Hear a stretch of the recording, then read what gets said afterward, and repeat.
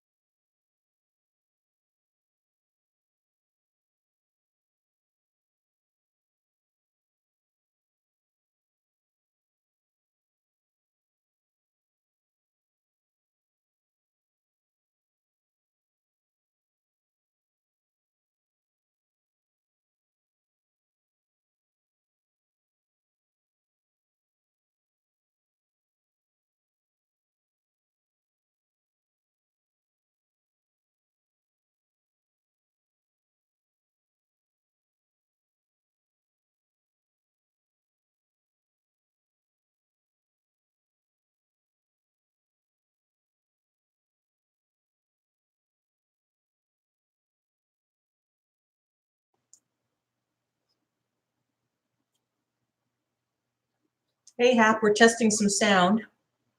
Yo. Yo, breaker, breaker.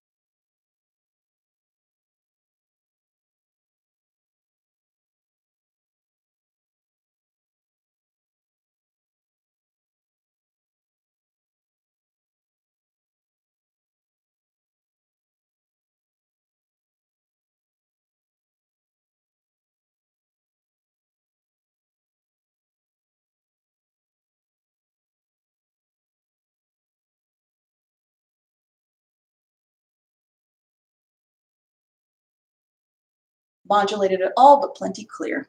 Okay, Good. All right then, there we go. We're unmuted.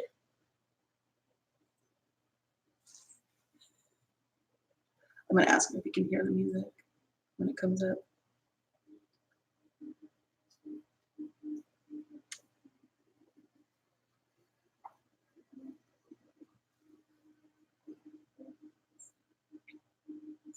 It's ambient, so it'll be subtle.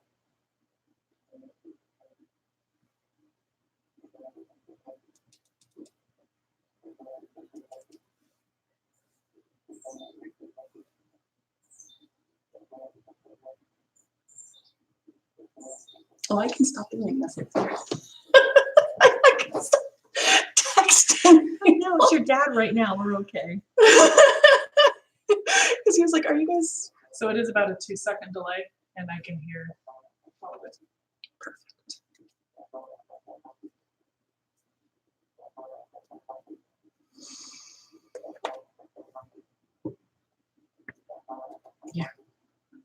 We're all taking time to hydrate now. Yeah, Having doing that last really bite good. of chocolate. Chocolate, everybody, because this is going to be loud if we mess with it. We have to open it now. She made us electrolyte drinks so that we stay extra hydrated.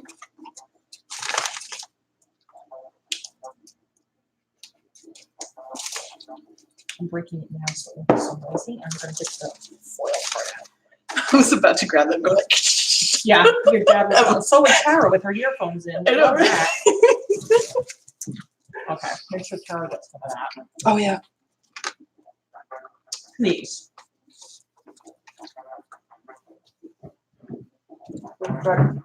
I'm going to mute for a moment.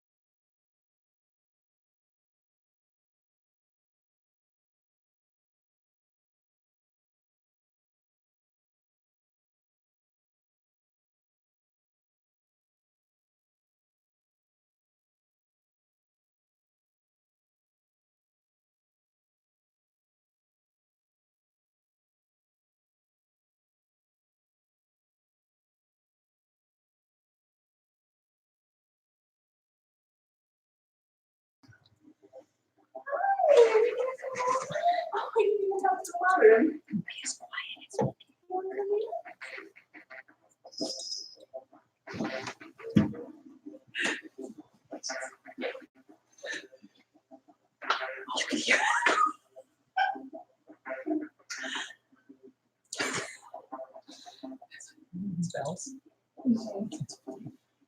Dave hears bells too.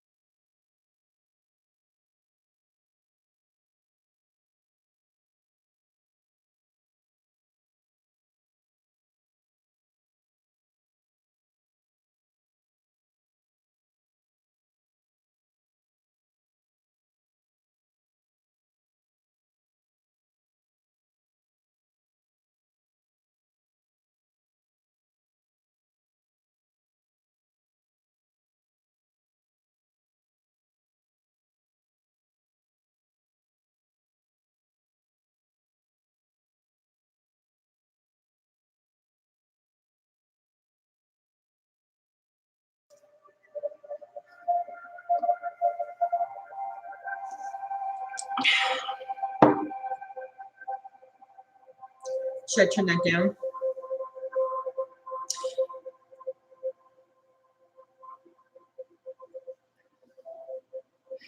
It's not really picking up. It's kind of chattering. Mm. I'd say turn it up a little bit and let's see what happens.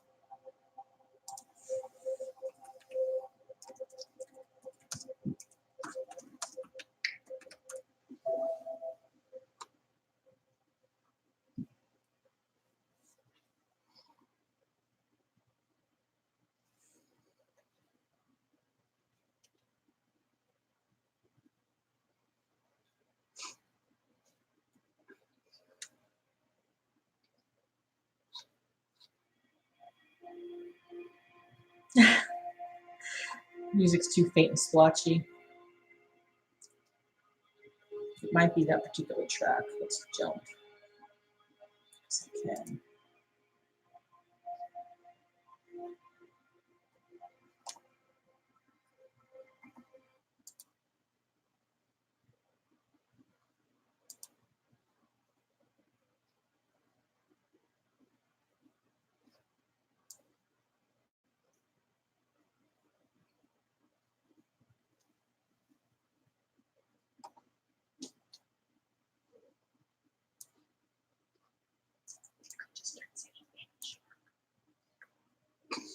Can you damn see it? Take it down if you sit, baby shark.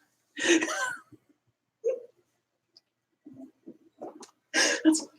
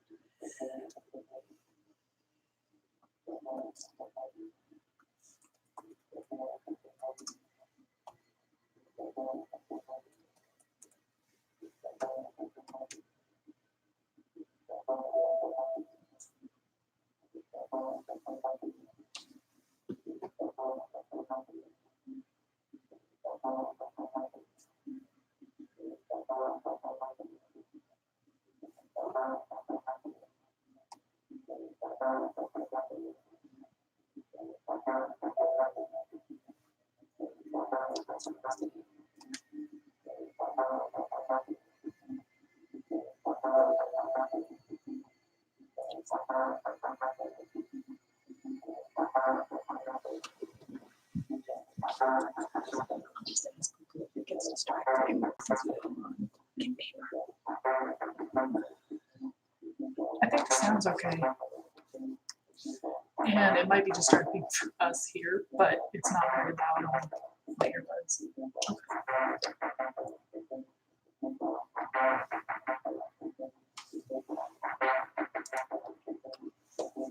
If it becomes too much of a hindrance, we can also do the music.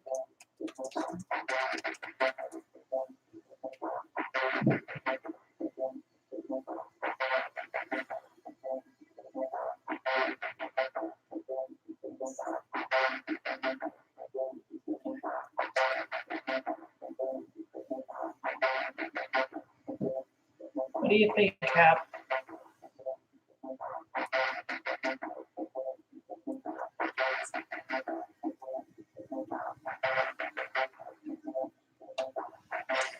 Probably wants to get a coffee.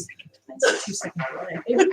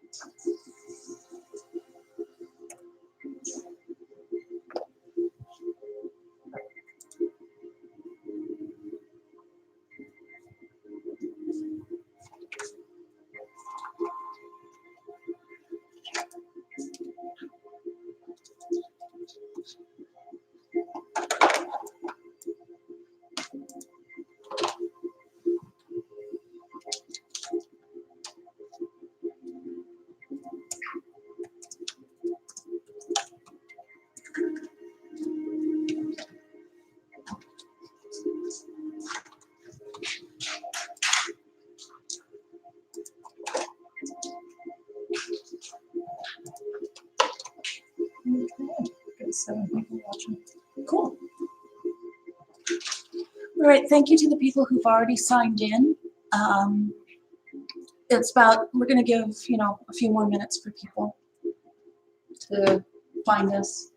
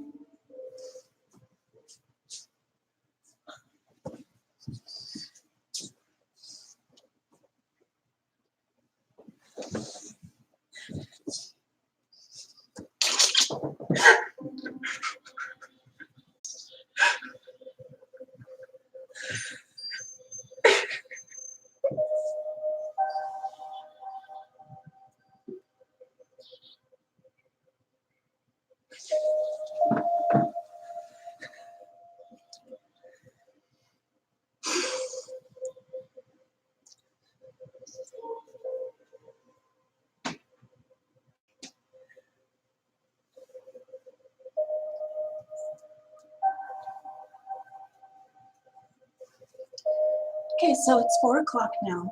I'm going to go ahead and start us off. Oh, we're buffering.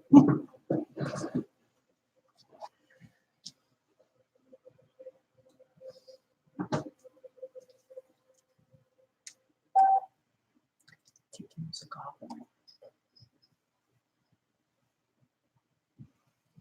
It froze.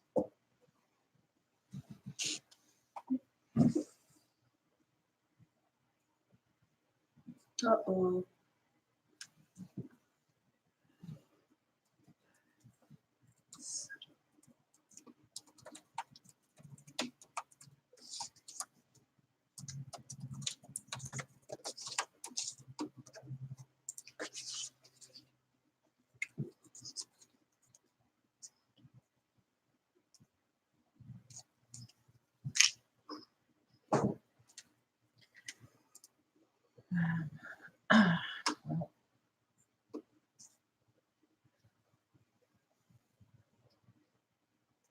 Okay. I already froze the screen. All right. Sorry for that. We started buffering right at the wrong moment. So welcome to the Knotty Weave live stream. Thank you all for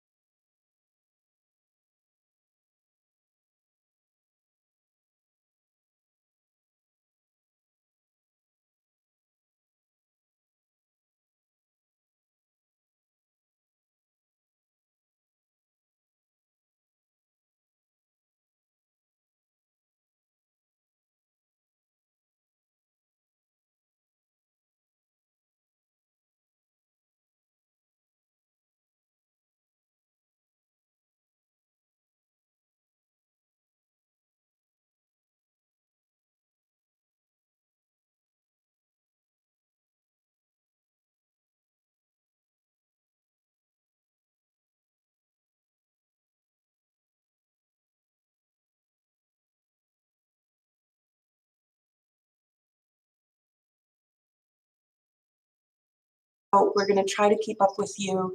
Just, kind of be patient with us. We are looking at chat and we are wanting to talk to you guys.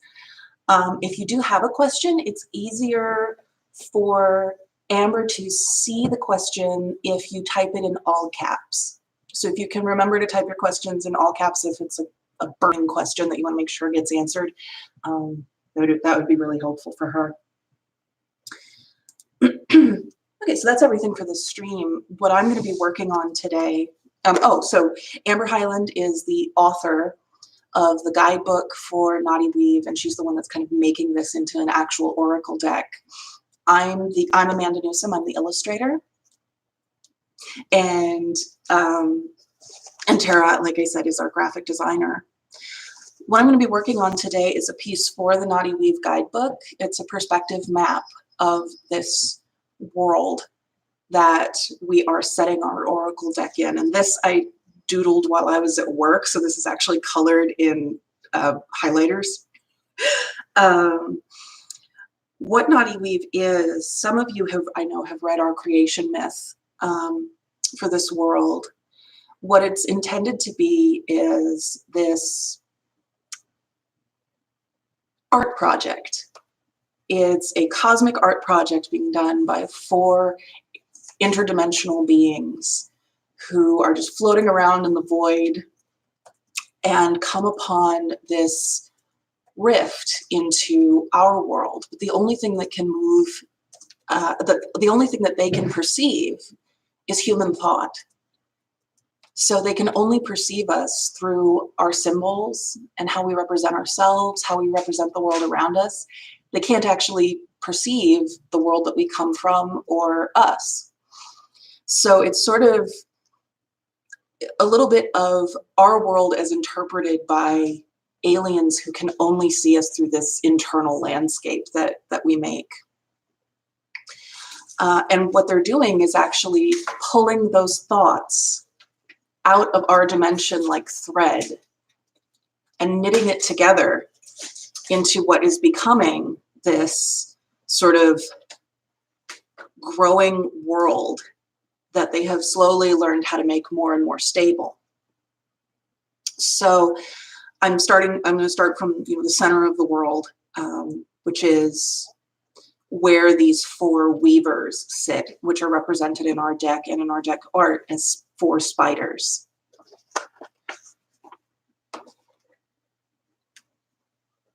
So I've set myself up. I didn't really do any actual artwork. This is just my blocking for where I want things to be.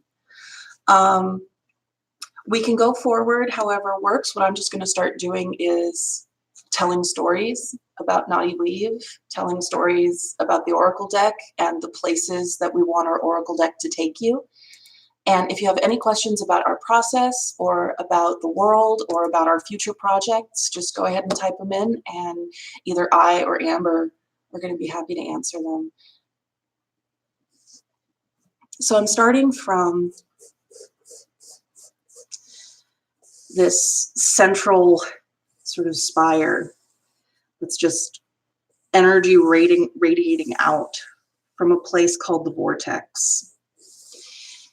The vortex is where the weavers are sitting and just having their cosmic craft party.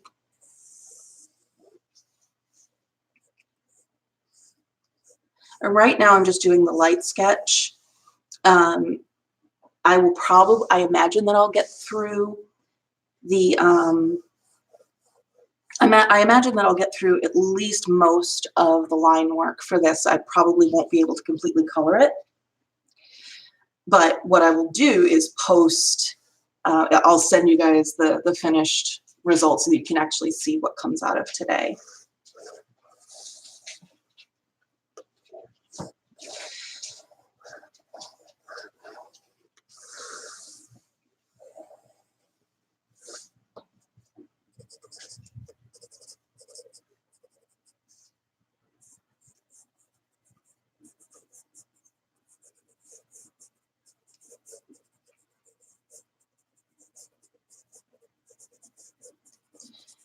And actually, Amber, I really like the way that you talk about how this Oracle deck started, and I know most people on the stream kind of know the story, but I think there are a few people who don't. Would you be willing to Sure. kind of Yeah. recap that? Hello, everyone. This whole project sprang forth from one afternoon Mother's Day gathering when Amanda came to my home and brought with her some sketches for different creatures and characters she was displaying at a local gallery in Olympia.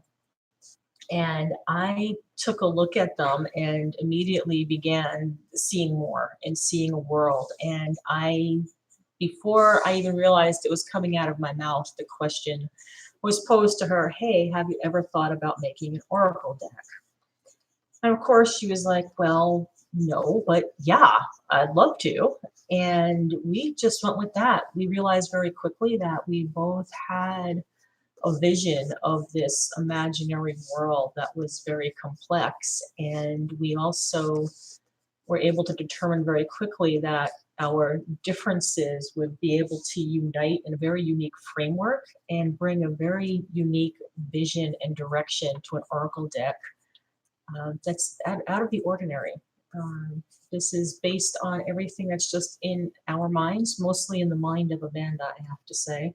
Very easy to be able to give her an idea, and all of a sudden I receive an image on my email, and I'm just blown away because it's even more than what I was thinking. So from that, we just began very slowly organizing some of our thoughts and putting some creations and ideas down on pen and in images. And it wasn't too long after that when our publisher, Laurie Ross, had visited me, and I started talking about the Oracle deck. And before I could even finish explaining it to her, she goes, that's it, I want to publish it. So everything has just been growing very organically. The team that we have brought together has just been amazing, and how we're able to work very well together and respect each other. We have of course, our graphic designer with Infinity Graphics and Tara, and then our printer, Karen Cohen. And it's just been amazing. Everything is just flowing very well. And we keep getting excited. And what we find is that when one of us may be feeling a little slowed down or a little stagnant in our part of the creation or development, everybody else on the team is still riding the wave and going strong. We so quickly can pick up on that energy and continue to move forward. So we feel so grateful that we're able to have this experience. And we know that even some of the minor bumps or glitches we may have hit, that we can just work right through them, and we have the support of each other. Sweetheart. In case you missed earlier, Amanda's saying we are recording this in my home, and there are dogs and cats and that freight train is other named, home noises around. that right freight now, train noise is named Ginger. Right now, my Aussie's walking around looking for her dinner.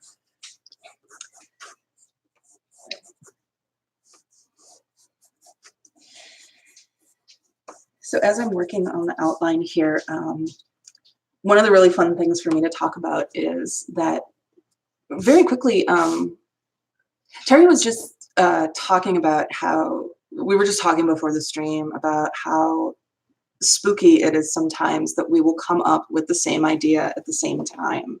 Some of it is that we think very similarly, and some of it is that I think we have this kind of framework of a world now that we both kind of intuit a little bit how it works, if that makes sense. It's and so Amber was talking to me and was like, what do you think about having sort of suits in this deck, the way a tarot deck does? Habibi. I can't help but talk to the dog, sorry. And I had already been thinking about that. And she mentioned the 4 alchemical elements, air, water, earth, and fire, which I had already also been thinking about a little bit. So the deck is composed now of 56 cards, 52 cards. I always get that wrong. 52 cards, which is silly because I'm the one drawing all 52 of those cards. But 52 cards in 4 suits, air, water, earth, and fire. And in each of those suits, we want to take people to a location inside of Knotty Weave. So the cards themselves are illustrate, like many oracle decks do, illustrate certain concepts, maybe certain kinds of troubles or kinds of inspiration that people talk about in literature or in mysticism. But the locations sort of are supposed to represent bigger concepts and overarching concepts. So as this world is growing, I will probably interject places once you can see a little bit better, because I know that I'm still kind of just doing this very light pencil work, which is how I always start, because I never quite know exactly how I want things to be in the end. I'm just working on adjusting the camera a little bit to hopefully get a little bit better of an angle and view of some of the line work for everyone.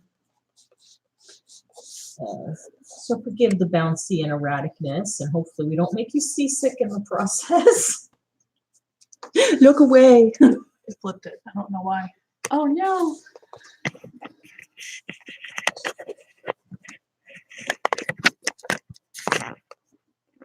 That's good.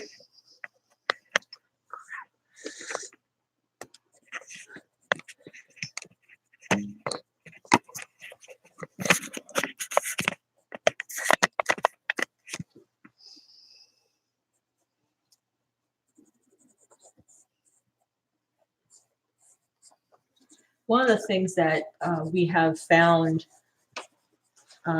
exciting for us as we're developing the deck is the backgrounds that Amanda and I come from are very different. Where Amanda has a very science-based background and is very grounded in that. My background is more esoteric and philosophical, and we're able to balance each other so well within that. And I'm more than willing to go and do the strict science-y route, and I have been corrected a few times when I write something that's not quite the right science, which I love because then I get to learn something new. And Amanda's, opened her mind and her vision to some of my more esoteric take on the regions within the world and the characters themselves. Yeah, I went and bought a book. It's like a translation of a really old Spanish text on symbolism from like kind of Ptolemaic period on, because I see a lot of those symbols showing up in Amber's writing, and it's really fun to actually have a reference so that I can maybe anticipate some of the things that she's going to talk to me about. The other thing is that, like, for me, there are certain biological and ecological concepts. I'm a marine ecologist by training. So there are certain ecological concepts and biological concepts that actually suggest philosophical ones to me. For example, one of the cards we have is called Meeting. Sorry guys, I'm trying to fix the camera and it's being very challenging. All right. Oh, that looks actually really secure. Yeah, I just have to adjust where it's Yeah. sitting on the table. Okay, we can see the pencil a little better, at least on my screen. Yeah, I'm starting to darken in the lines too, so pretty soon here it'll be a little easier to see. Okay, so you're talking about the meeting card. Yeah, so we were gonna, so one of the cards is called Meeting. And the image is 2 mer people, one that's kind of based on a sea slug and one that's based on a skate, wrapping around each other. And one of them represents a freshwater environment, one of them represents a deep saltwater environment. And that is, that image came to me, and that idea came to me from estuaries, from estuarine function. Estuaries are these areas of incredible biological productivity where salt and fresh water meet. But it's a little more complicated than just these two, this warm fresh water and this cool salt water. It's more complicated than just those two meeting and mixing. They sometimes do meet and mix, but they need wind and wave action to get them to do that. A lot of times what they will create is what are called fronts, which are where the fresh water is coming in and forming a boundary, and the cold salt water is butting up against it. And that meeting place where the cold and where the cold salt and the warm fresh water are meeting is a place where organisms, where life will accumulate in the estuary, and it moves back and forth as the tides go back and forth. Estuaries are an incredibly complicated system, and they're one of my favorites. Most of my work is done in estuaries, and I work for a nonprofit here in the Puget Sound region that specifically deals with estuarine function and teaching people about estuaries, why they're important and why we need to protect them. So, that was just an example of, a biological or an ecological concept actually suggesting an idea for a card, suggesting very strongly to me a philosophical idea that I have seen in oracle decks before, and that I've certainly seen in philosophical writing before. That, it's not necessarily that, when two different things meet together, it's not always that they mix perfectly. Sometimes that meeting is a lot more complicated and involves a lot of back and forth before an equilibrium is reached. Or if an equilibrium even can be reached, estuaries are constantly in flux. Right, and what I saw when you were first explaining estuaries that way to me was a convergence of species that within that environment then produces something new and unexpected. Yeah, my dissertation was on marine invasive species. So that's a very extreme example of, species getting moved from one part of the world to another very, very quickly because of what humans are doing. They come in on ships and stuff, in ways that they would never be able to do naturally. And my dissertation was actually on these unexpected consequences that result from those kinds of meetings. Because once an invasive species has established in a new area, there's really no way to get rid of it. Human culture's meeting too. I mean, that was what I was thinking. That actually is something I was thinking about. One of the things one of the best discussions of why the United States is really special, and one of the reasons that it's special to me is that we're not a perfect melting pot, and we don't want to be. We're a place where many, many people from different cultures come together and borrow from each other and learn about each other, but still maintain distinct identities. And I think that's a really important part of a very dynamic society, and a society that can move forward quickly and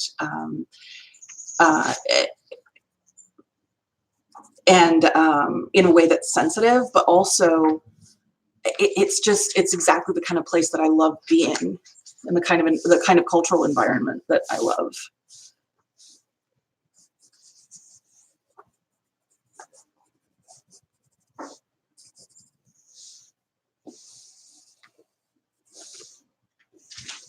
I think there's a part in that space too when that happens in the meeting where you see yourself and recognize your own feelings in others. It helps to dissolve those boundaries. Yeah. Instead of being separate and you and me, it then becomes us and we. Mm-hmm.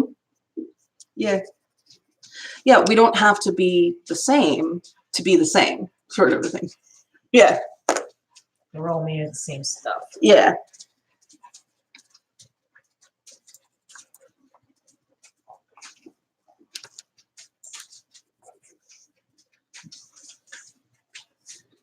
It's actually coming together a little more quickly than I thought it would. I'm really glad that I did all that doodling beforehand. I did so many like little scratchy versions of this that looked terrible, but that actually got things kind of where I wanted them. So I think that's my biggest challenge in this process is keeping up with Amanda's production rate. I'll be writing away thinking I'm doing fine, and all of a sudden, boom, I get 5 or 6 new images. see, it's or at so least, funny or at that you least say the that. outlines coming to me, and I'm like, whoa! It is so funny that you say that, because that's exactly how I feel. Like I feel like keeping up with Amber's writing. Sometimes I'm like, oh, I did yeah, I've got so many images that I've got in these various stages of development. And I'm like, wait, we've agreed on the concepts and the basic structure for the deck. We know what all 52 cards are going to be. And just seeing that laid out ahead of me, like how far we've come, and there's still a lot to do. But, oh yeah, Okay, so yeah, show that. I want to show you the line work we have in place right now for the card called Meeting. Yeah. So, yeah, let it come into. Tara is making sure that I stay aware of the delay so that I don't start talking about the thing before you can actually see it. So eventually the color scheme for this is going to be a gradient from a very light green, a very yellow green, to a very, very dark blue. So this is the merperson that is sort of a little bit based on a skate and a little bit based maybe on a frog, now that I notice. And this one is based a little bit on, this one is based on a nudibranch or a sea slug.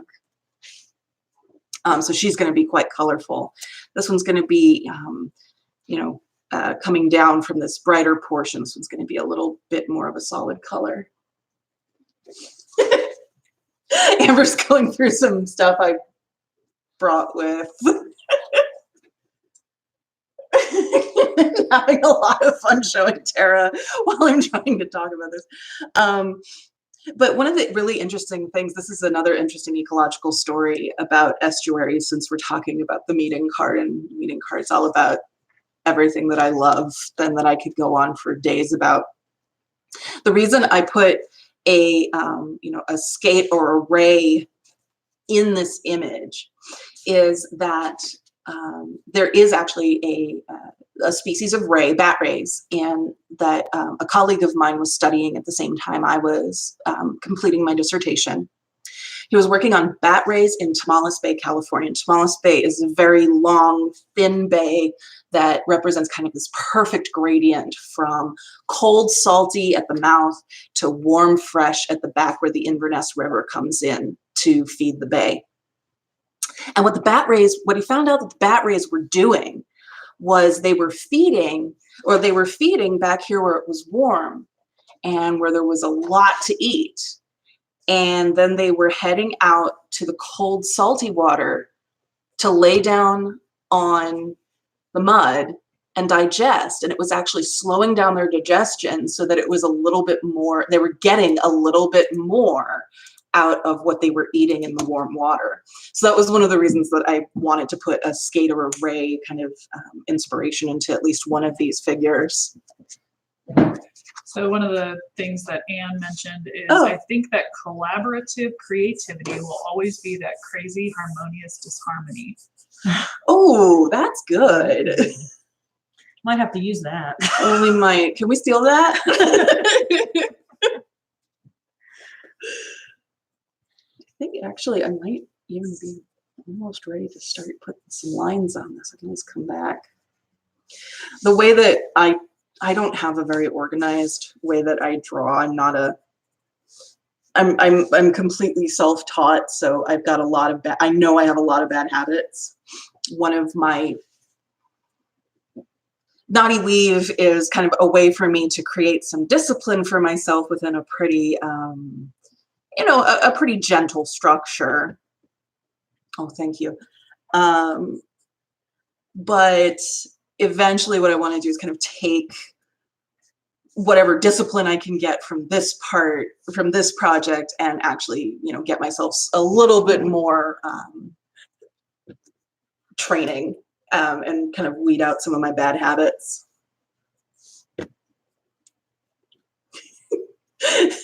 Are you guys feeling the earth shift? I did it slowly. I know, it was good.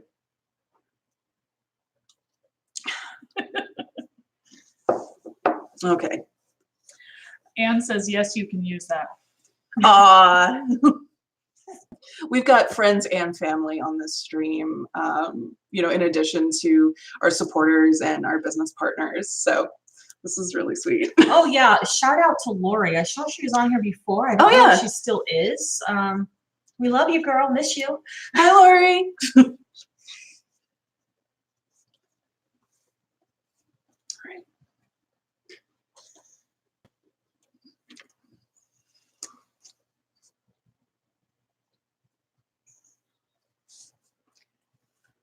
So we have what I feel is a pretty good example of when I give an idea to Amanda, and then she just runs with it and blows me away and practically brings tears to my eyes, but definitely chills and goosebumps to my body. Wow. When we were talking about incorporating the elemental signs for earth, air, fire, and water, I gave her some concept ideas and a couple of my really bad sketch ideas for them. Amber says bad, but you guys seriously need to see some of her work at some point. She's a really, really good artist. She does this cell shading color style that I love. Thank you. Anyhow, what were you saying? So, praise me. Yeah. Yes. So I had some of these wonderful ideas for images for the cards to represent the two regions within each element suit. And the first one that I had was for Earth, and I was telling her about having the symbol be branches, and there had to be one of her foresty spooky deer in it, and this is what we came up with. Tara's helping me center it. Like I said, absolutely, blew me away, and how she incorporated the snake, the healing, right? The symbolism of the snake and all the little creatures that you would find within this region within Knotty Weave. Yeah, and this is the place card for Briarfoot Forest, which is one of our favorite places. Yeah, well, it's one of our earth locations, and it's supposed to represent both, it's kind of that planty, growthy, dense forest, Pacific Northwest, temperate rainforest kind of a place that is at the same time really, really feels really, really peaceful, but is also a little bit scary. And so it's supposed to it has a lot of darker elements. It's a realm where I draw a lot of dryads, and a lot of my dryads aren't like pretty women emerging from trees. They're male and female figures that are fused with trees and in various states of tree-ishness, to use an Entish term. And they're not evil, but they're not intended to be very friendly. They actually are potentially dangerous. And there are several images that occur inside of Briarfoot and inside of the deck as a whole that have a little bit of blood, have violence, have some scary imagery, and that's one of the things that was really important to me to incorporate, partly because it's a huge part of where I draw inspiration is from horror and from monsters and stuff, like movie monsters and stuff.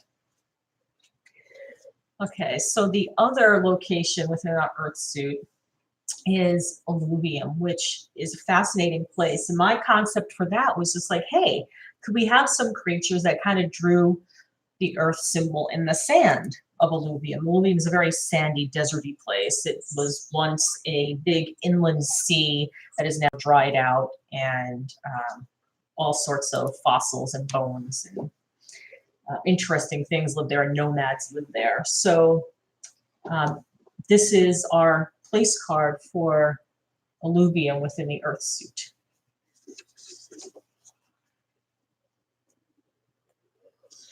And alluvium is very much, when I was thinking about this, I was thinking about trips that I took. I actually didn't tell you this, Amber. When I was thinking about like, okay, what feel do I want alluvium to have? It came from trips I took with my dad when I was in high school. We went down to Yuma, Arizona, and we went through the Coyote Mountains and the Chocolate Mountains. And they are so bare and red. It's like pictures you've seen from Mars, from the Mars rover, but it's right there next to Yuma, Arizona, and at the border between Arizona and it was just this amazing landscape. So quiet. Oh, really? Oh, somebody's asking to come in. Excuse me. Okay, so that's the other dog, Lokai. He's wanting attention. He feels very left out. But he also has a hard time modulating his voice for webcam. And so he's needing to go take a nap. Oh, here comes Ginger the freight train again. Hey, baby. No, come on. No, he went back to take a nap. Good girl. What was I saying? Oh, yeah. The Marsscape on the way to Yuma, Arizona. And yeah, it was all reds and grays and yellows, and then just this endless sky.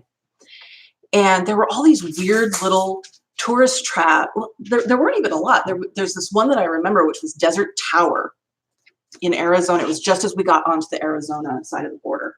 Lori says, yay, shout out to Arizona. She's living there now. Oh, okay, cool. Hi, Lori. So just past the border was a place called Desert Tower, and it was a little tourist trap. But you went there, and it was there was something a little bit creepy about it. It was very, very cool, and the people were perfectly nice.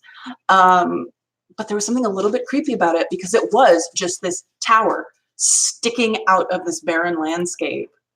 And if you went to the tower, oh, Tara has something. So Karen just popped in. Hi, Karen. Karen is hey, our. Karen, I'm glad you made it. You're wonderful. She said, sorry, I'm a little late.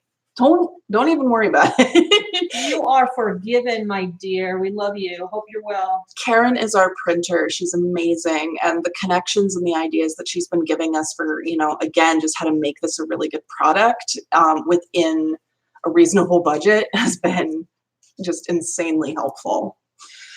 Oh yeah, but Desert Tower.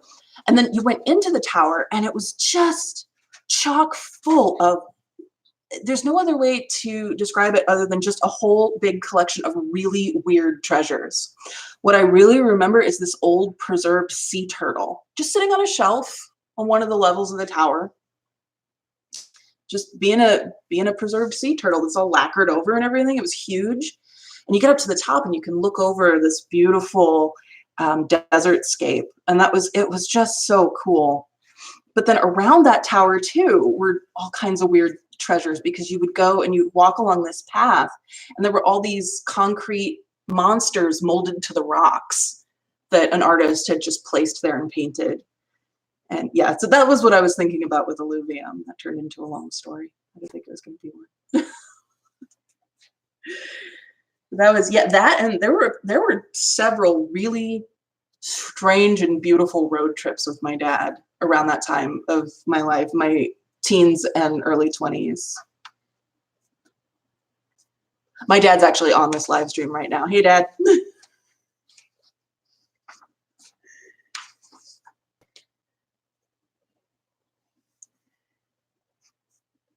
Oh, and Karen, because you're joining us, I just wanted to say that if you have a question, if you could put it in or comment, just put it in all caps. It's easier for myself and Tara to catch it and respond or pass it on to Amanda or the appropriate person for answering. Thank you.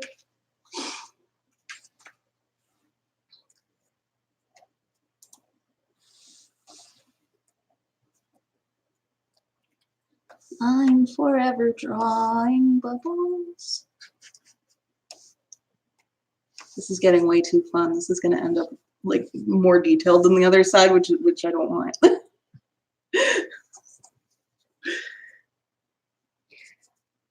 How do you tell an artist with this kind of a mind to scale back the creativity? Pull back, no more bubbles. No more bubbles. No, all the bubbles, every bubble.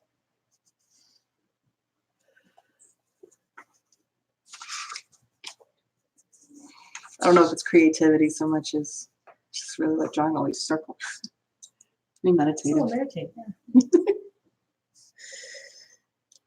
So what I'm actually working on right now is the ocean portion of Knotty Weave, and there's a lot of places that I'm thinking about in Knotty Weave that aren't going to show up in the Oracle deck, but the one that shows up in the Oracle deck is Trenchtown, which I'm calling the gateway to abyss, and it's this sort of populated area along a deep ocean trench. Oh yeah. So this is the elemental region card. Do that. Work your magic, Tara. For Trenchtown, which is of course water.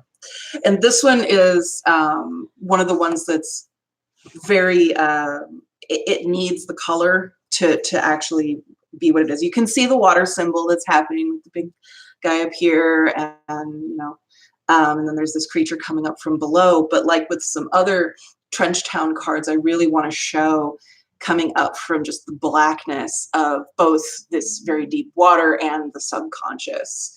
Trenchtown deals a lot with kind of the water ideas of the subconscious and dreams. So these little dots down here are actually places where I've blocked for myself. This is all going to be black, and these are going to be little pieces of bioluminescence that I painted with gouache afterwards, or with white acrylic, depending on what works better.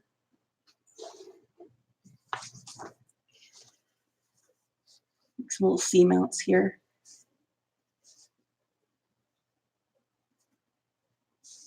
Keep the water super clear, just because that's fun.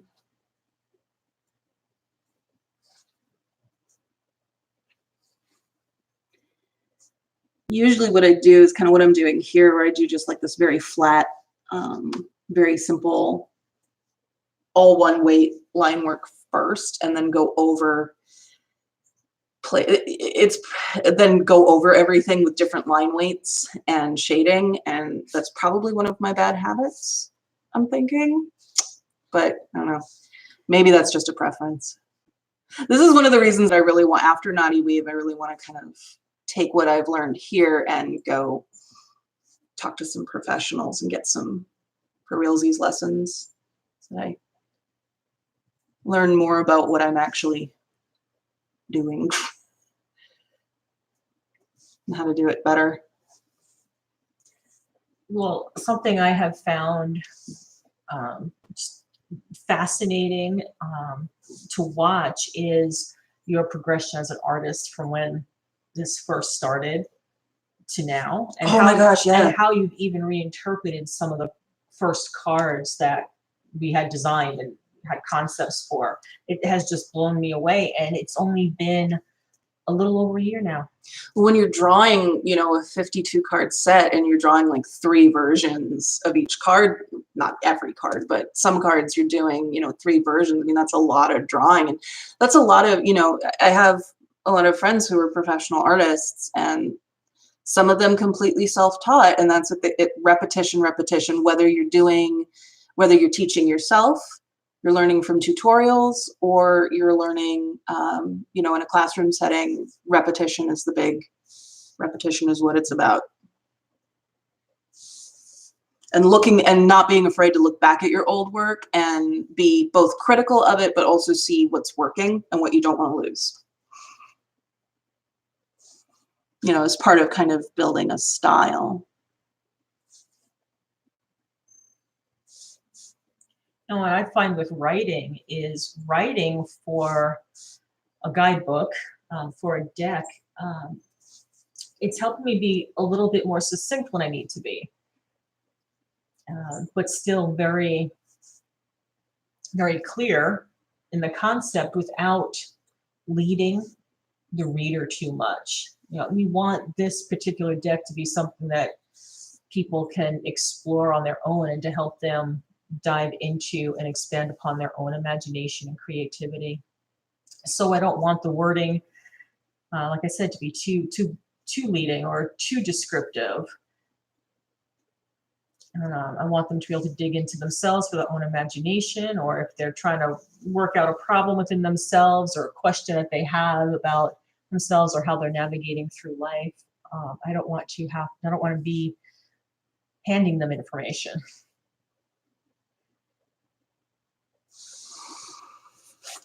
So as I'm moving back now from this ocean area, I'm moving into the areas that take up our that have our fire card locations, and that actually comes from gaming that my husband and I do, particularly Magic the Gathering. You know, a lot of very, very fiery cards are set in this beautiful mountain landscape with all these different artists drawing this beautiful, beautiful landscapes. So mountains become very fiery to me, and it's an easy thing actually to, you know, then have these fire giants and volcanoes and cool stuff like that.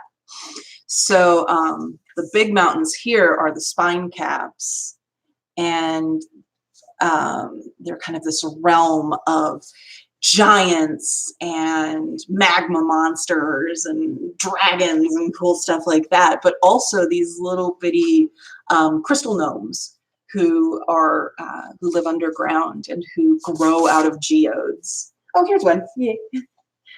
That's a crystal gnome. This is actually an earth card. Crystal gnomes also appear in earth cards, but they represent a little bit more of kind of the heat, the warm, nurturing side when they appear in a fire card. When they appear in an earth card, it's a little bit more of that quiet, underground, contemplative idea. And so this card is an earth card called Solitude. And I finally decided on a color scheme for her. I'm actually going to this is all just going to be rainbow crystals all around her head, and maybe the back kind of mottled brown and blue just to keep it dark. Or of course. Yeah. Do you want this one? Oh yeah, here's a fire card that's set in the spine caps. This is Destruction. She's not quite done yet. To sort of even out her eyes a bit, I wanted a bit of blue, but it's making her look a little cockeyed. Because what I actually want is for lightning to be coming out of her eyes too. But I do that at the very end, either with white gouache or with white acrylic. But the inspiration for this is both kind of a Kali version of destruction, where destruction is essential for regrowth. But also another inspiration from Magic the Gathering and from gaming. There's a lot of really cool characters that are like fire mages and stuff. And a lot of times they have to get really mad in order to shout, like, to make a spell work. This was really fun because this particular hot red in my palette, I try not to use too much because you can see how much it overpowers all the other stuff, but I could just go crazy with it in this image, which I loved. So Anne says, Amanda, your layering of line strength is very similar to glazing or layering in watercolors. Whoa, that's right. Yeah, I watch, watching my parents do watercolors actually has inspired my line work a lot, because there is so much layering going on. That is I love that observation. I just find it also, it like helps me build the image a little bit. I finally kind of started to really understand shading, and it's not that I do shading right all the time, but I finally started to understand what my goal was with shading when I started seeing it as sculpting. And so now my line work, I'm trying to approach it in the same way, where I start from this very basic shape and then build up weights.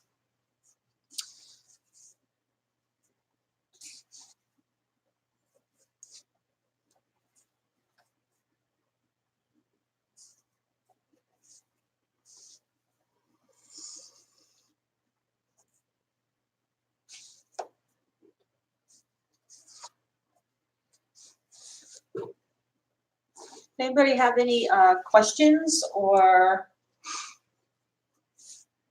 curiousness about our process or what the deck is doing, where we're at? Yeah, I'm totally willing to just keep like telling stories, but I don't want to monopolize things. It's supposed to be about you, all you guys.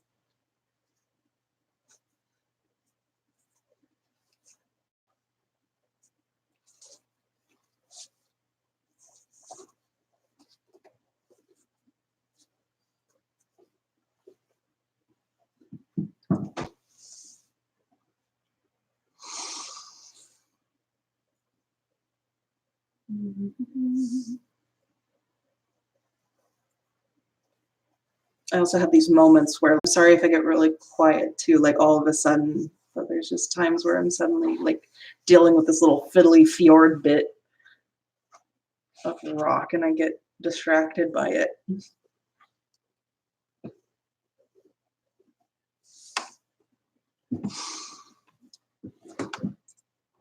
But I'm starting to wonder, now that I'm, you know, drawing more of a... It's buffering. Anya! So just hold.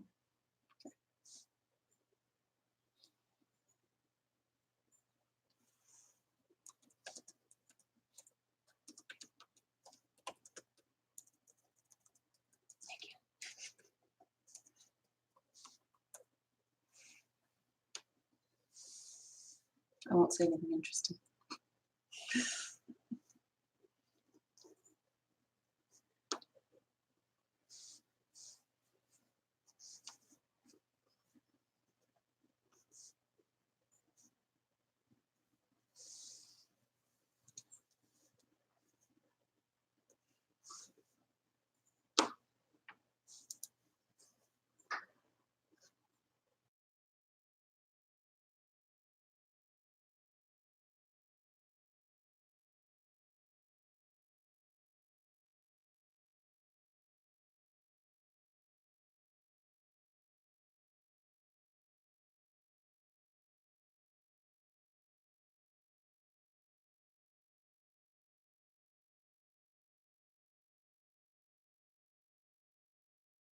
Working. So go ahead and we'll give it a try.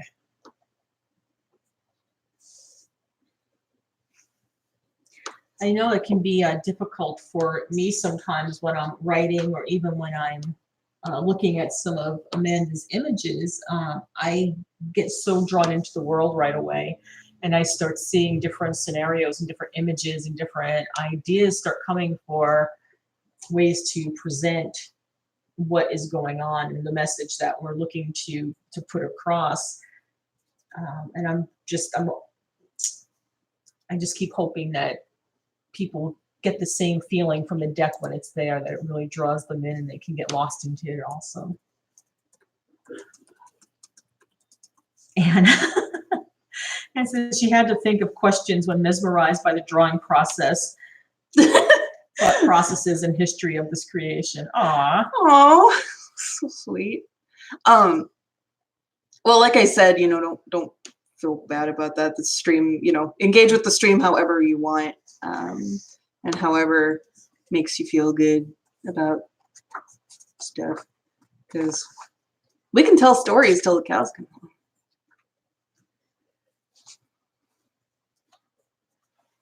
I can remember one of the first cards that was done when we were originally talking about the concept for it.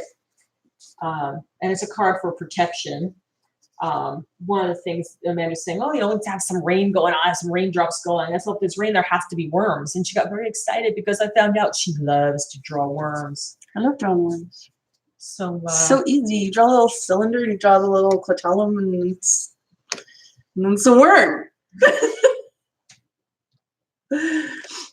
This was also one where, you know, I drew this and I drew it as a first draft, but seeing it sitting with the other cards now, I'm actually thinking this is going to be the version.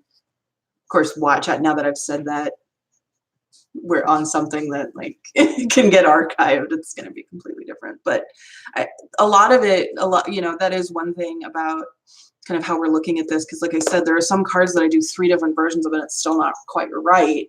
A lot of times what we need to do is like sit down and actually put it together with the other images that we know are done and see how it reads with them. And then we'll kind of see it in a different light. This is me in the rain, this big one, and this is my husband like hiding from the rain.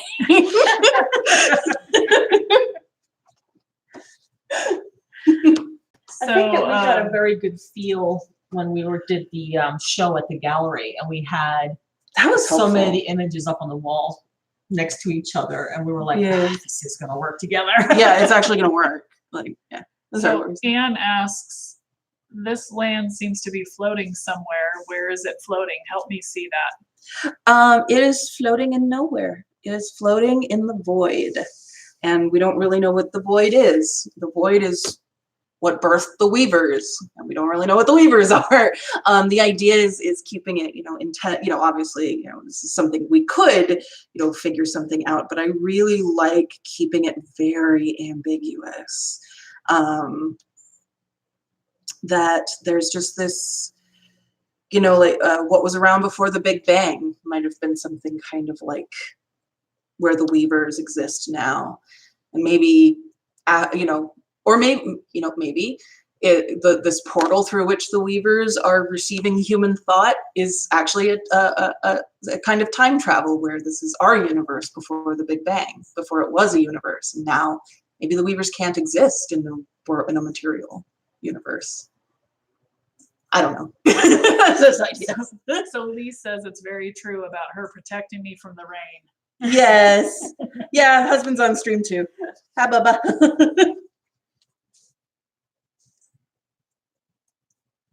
And something that people that are from or have lived any time in the Pacific Northwest will see, there are definitely some themes that, especially Amanda, having been born and raised here, has brought through.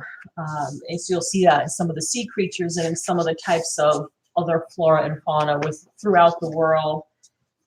And even in some of the concepts behind the cards, we've drawn on folklore, whether it's local or indigenous stories that have been passed down and passed around. And one of those is for a card that we're calling Conflict. And it's just all these giants in the spine-capped mountains just flinging rocks at each other and having a good old friendly competition, making lots of noise. And we are drawing on some inspiration from that by the story of Enumclaw and his brother and their great competition. So like I said, people who are from this area may end up seeing and feeling some themes come through that are definitely Pacific Northwest-ish. Yeah, and that's literally the story. Like Enumclaw and his brother decided they were both really, really strong, but they really wanted to keep testing themselves and always testing themselves. So they just started pulling up bits of land and flinging it at each other and like punching stones out of the air and things. And that's part of what made the Cascade Mountain Range in that story. And so it was really fun drawing some giants of our own that were doing the same thing, sneaking up on each other. There's one that's like peeking and like sneaking and pelt another one.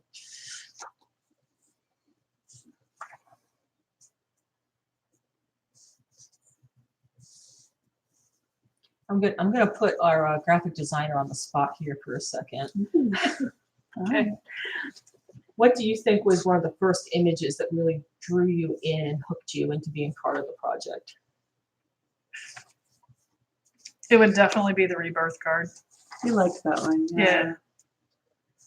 Yeah, that one was the one that actually was the first one that I connected with.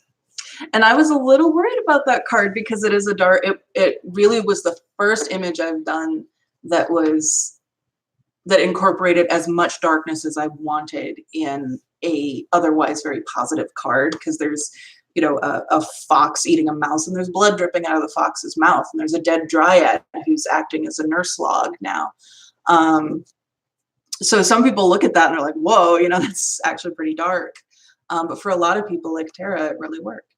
It was, yeah, but see, what's interesting is it wasn't dark for me at all.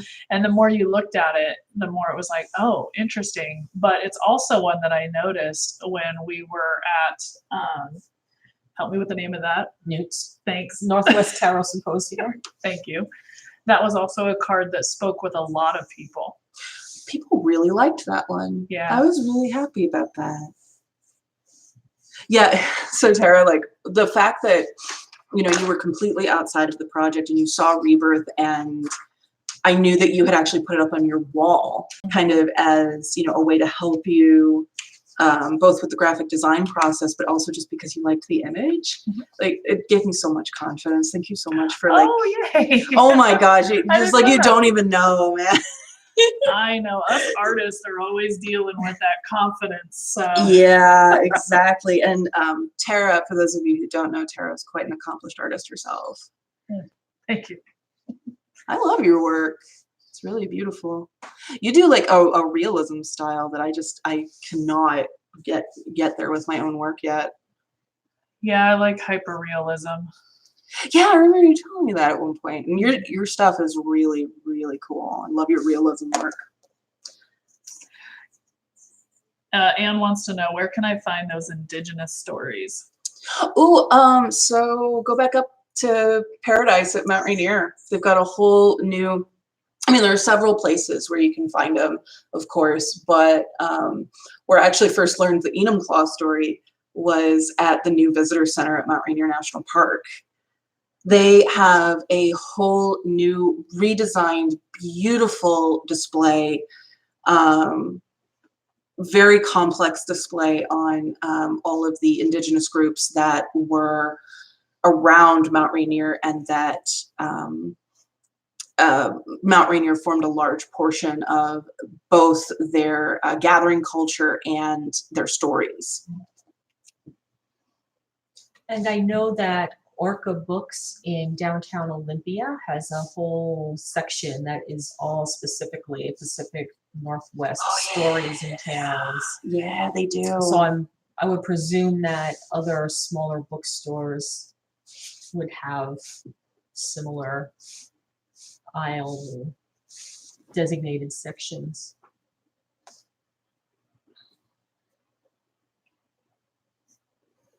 Yeah, Orca Books is an indie place in downtown Olympia.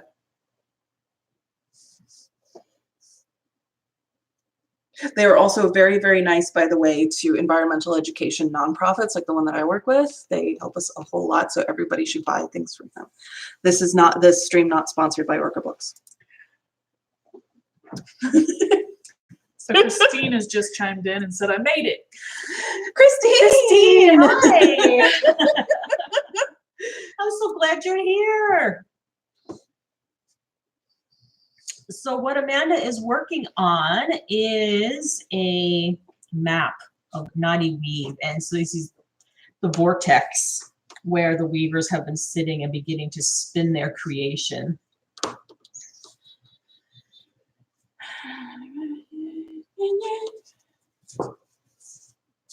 Pull back every so often. Like, is it ready for the next phase? No. All right. More. I think Hap says everyone hit the thumbs up button.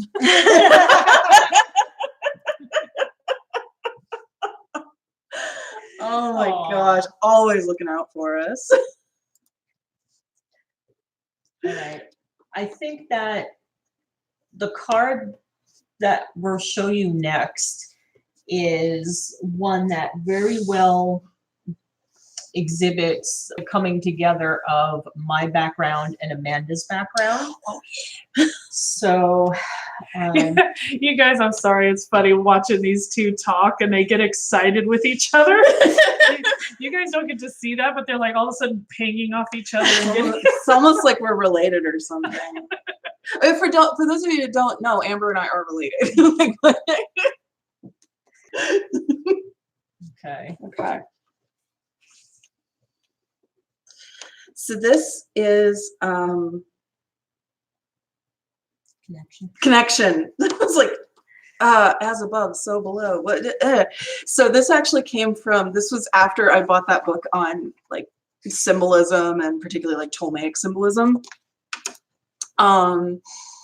So this is set in alluvium, which is a place where many, many different kinds of creatures meet. And most of them are nomadic because the land is so very, very harsh. But as you can see, there are families, and they raise their children here, and they all grow up to be, to love this very harsh, unforgiving land.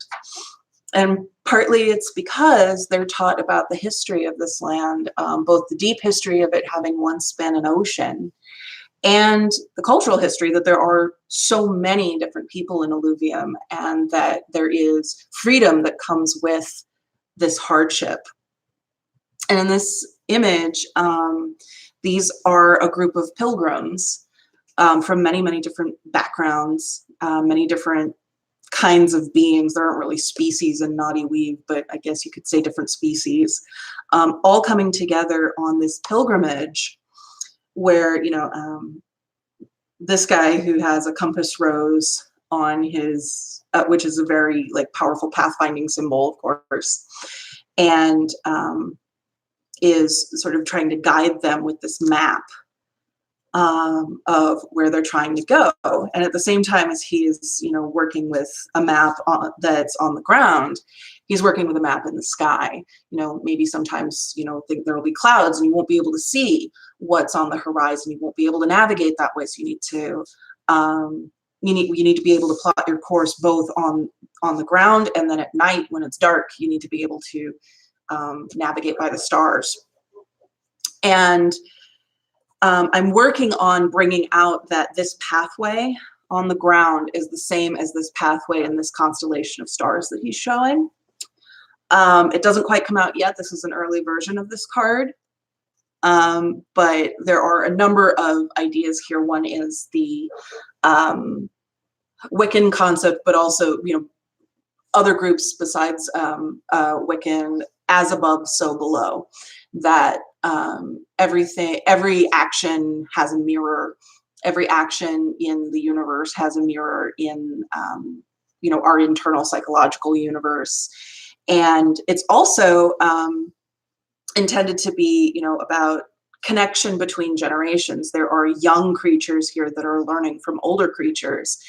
And I also worked in, I'm getting a little bit into Norse mythology and reading a little bit more Norse mythology. So this is totally the Eye of Odin here. And, of course, these guys have like extra eyes and stuff. And that eye imagery is central to the mythology surrounding Odin, the All-Father from Norse mythology. And one of the reasons I like Odin is that he's not just running around, being, a lot of the other Norse heroes and Norse gods were like running around punching Jotuns all the time. But Odin, a lot of his stories really surround sacrificing himself for knowledge and for intellectual tools. So one of the reasons that his eye, for example, is such a powerful symbol is that he removed his own eye and threw it into the water, into the mirror waters of Mimir, in order to, I think that one was to gain knowledge of the runes. And then later he hung himself and stabbed himself with his own spear in order to gain the ability to speak with the dead and gain knowledge from the dead. And so he's, doing all these horrible things to himself, but not to get physically stronger, to amass intellectual tools. And that's just a really interesting concept to me, because as someone who's gone through kind of the process of a PhD, there is a lot of self-sacrifice involved, and you are sacrificing, in a lot of ways you're physically sacrificing yourself. You're really tired. I did a lot of field work, so I was pulling myself out into the mud flats at 2 a.m. and, slogging through just these really areas that were really difficult to access for intellectual tools. I was doing this to myself to not even so much to gain knowledge, because there's the knowledge I got from my dissertation topic, and I know about that stuff now. It's really the intellectual tools I got that now I feel I have the freedom to teach myself absolutely everything, given, time and resources. The intellectual confidence that I gained from that. Just when I started reading a little more about Open, it really started speaking to me in that educational experience. I'm sure there are a lot of people on this stream who absolutely know those stories way better than me, so I'm sorry if I butchered them. I'm just learning about them. And Christine, if you have any questions or something that you want to know more about, just go ahead and type it in there and we can respond to you.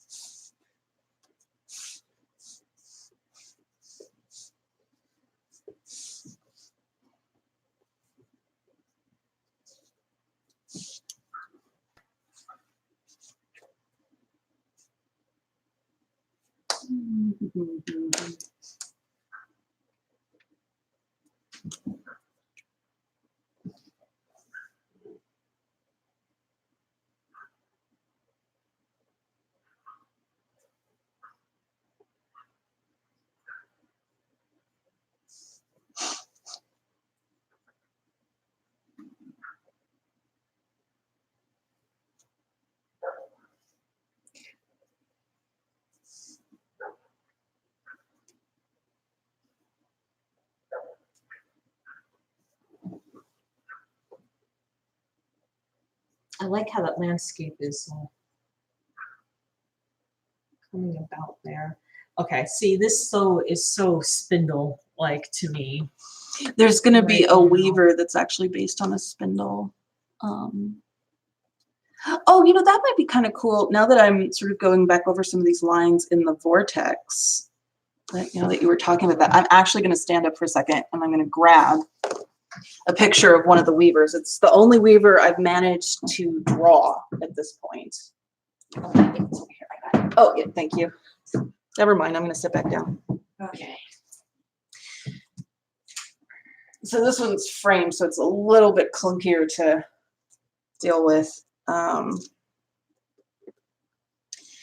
But all of them are going to kind of have this basic spider shape, but arranged in very different ways. The whole idea behind the weavers is that they don't actually have a physical form themselves. They took forms to themselves that fit their task. So the very first thing they did when they found all this raw material that they were going to start building this craft project that became a world is they started building themselves. And they made themselves lots of limbs to weave with and knit with, and then they made themselves lots of eyes to see all parts of their creation at once. And so they end up looking very spidery, which is why we represent them as spiders, and spiders are a big symbol of Knotty Weave.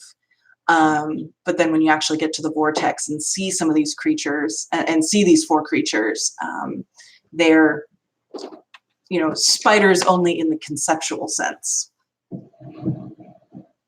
So Hap says the legs look more crab-like than spidery, and then Christine says, "Oh wow, I love this." Yeah, they do. You know, that is, I mean, some of that is that I draw a lot of crabs from marine ecology, and some of it is that, you know, we kind of have this like blue energy stuff, like the ligaments holding together the carapace. But also when you look under a microscope at spider limbs, they look very crab-like when you're looking at them really, really close. Christine says, "I like the crab legs." They could also be crab legs if you want them to be, but it's just Okay. See, that's got another spidery in it. Oh As an yeah, example. yeah, these bubbles. So the one suit that I don't think we've talked about yet, I'm just making sure I'm not gonna accidentally run over the dog. We haven't talked about air. This is not the final version of this card. I actually have a different version that I like a little better. But the element of air is both the vortex is one of the locations, one of the air locations. The other air location is the skein. And the skein is a place, it's a cobweb city inhabited by spider people, by people who look very, very different from each other, but they all have some kind of spidery component to them. So they all have 8 limbs and 8 eyes, for example. But some of them kind of, well, this one has more than 8 limbs because she's got arms too. But she's got the body of a spider. It's all world. They can have as many limbs as we want them to. Whatever. They have multiple limbs and multiple eyes. And the skein and the skein folk, which are these spidery people that built this cobweb, this vast cobweb city, they're actually kind of a culture that one of the ones that I've thought a little bit more about. Oop. She's trying to zoom in on the. Oh, did draggy face? Well, because the color is not really represented. This thing is really pretty. Like the purples, and I mean they're very vibrant, and the camera's just really not showing it. Yeah, that's actually a problem with a lot of art live streams that I have watched, is that the camera just will blow out certain colors and then mute certain colors. It's not always easy to predict what it's going to do.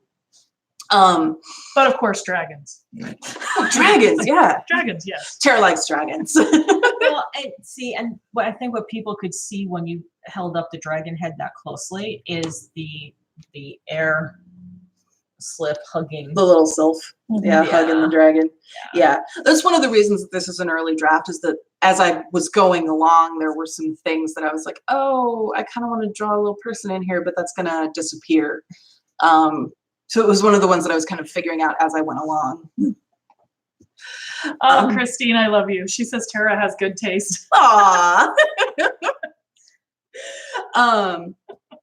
So, of course, we've got sylphs and dragons in the air, but also the skein folk who live in this cobweb city and are kind of a group that I've actually started to think of a culture for.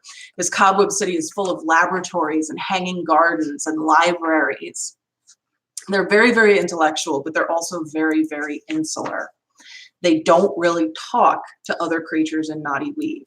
And some of that is because they're so spidery in appearance, and because there's all this representation down through the years and all of these cultures of the weavers and the creators as spiders, they think of themselves as a little more important. Like, we probably are descended directly from the weavers, which, being the person who, one of the people who's creating this world, I could probably decide whether they are or not. But really, the whole point is they have no actual evidence of that.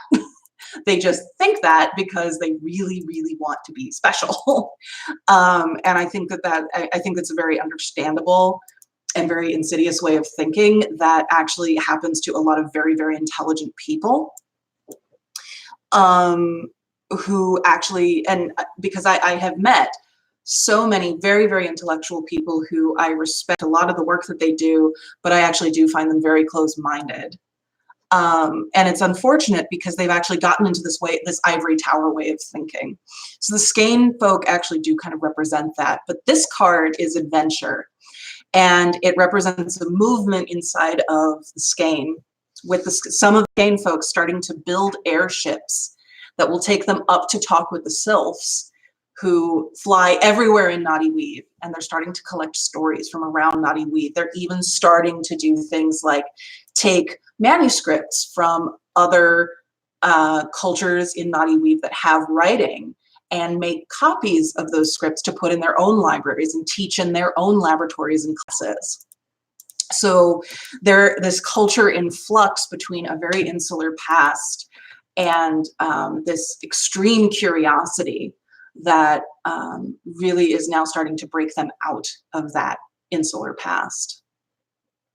It's some of the things that I see happening in academics, in academic science. The ivory tower is really breaking down. It's very much has a negative connotation now, where it used to have, it used to be that you were supposed to be very isolated.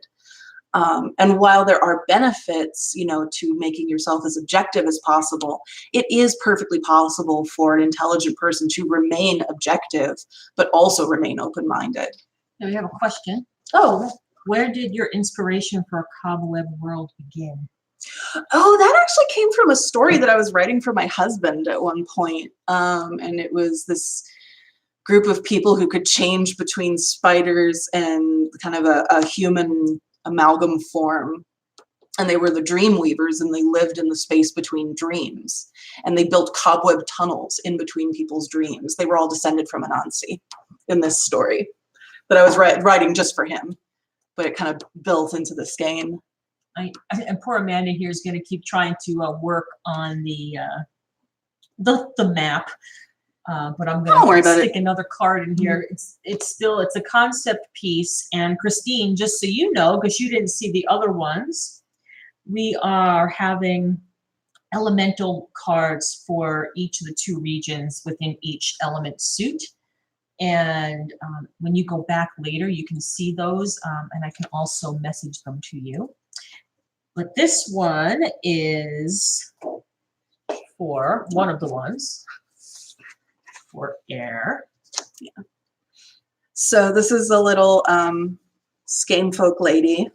She's got, the spider thing comes along where she's got, 4 arms and 4 legs. And she's been building an art installation, which is just a cobweb air symbol. This is, a representation of some of their hanging gardens. But you can probably see, like, I haven't really gone very deep with the line work yet.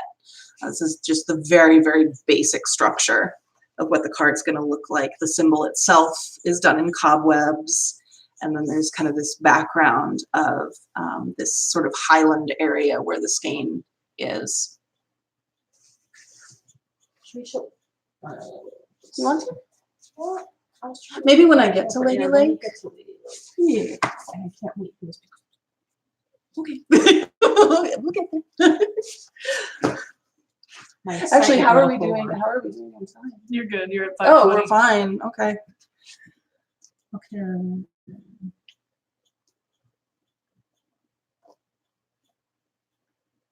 Lee keeps getting more and more confused. What is he confused? He says, I thought for the longest time that the story and Knotty Weaves were the same world, and it kept getting more confusing. Sorry, honey. I tell him a lot of stories.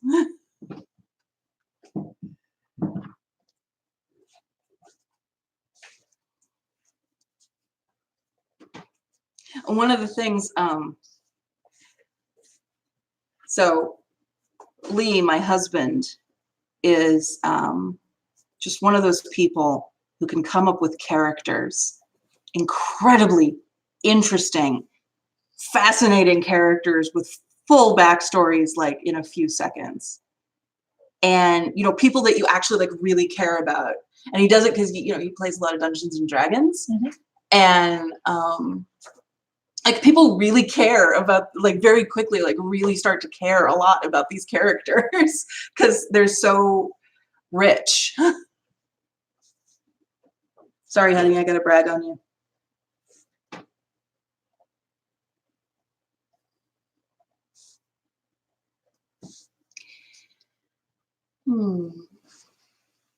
I think this might be a little helpful for people too, trying to because as how you kind of explained there, the little signposts up. Yeah. If you kind of, that might help. This was one of my doodles. I don't know if you can see it real good because it's just in